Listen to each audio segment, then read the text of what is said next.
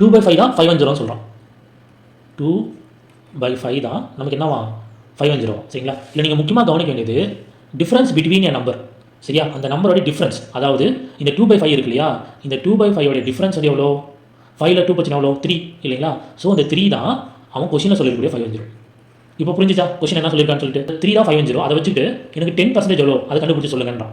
10% எவ்வளோ கண்டுபிடிக்கணும்னா நம்ம என்ன கண்டுபிடிக்கணும், டோட்டல் வேல்யூ கண்டுபிடிக்கணும். டோட்டல் வேல்யூ எப்படி கண்டுபிடிப்பீங்க, எப்பவுமே நமக்கு ஃப்ராக்ஷன் இருக்கும்போது ஃப்ராக்ஷனில் கீழே என்ன இருக்கோ அதுதான் நமக்கான டோட்டல் வேல்யூ இல்லையா. ஸோ 3 தான் 510னா 5 எவ்வளோ ஓகேவா.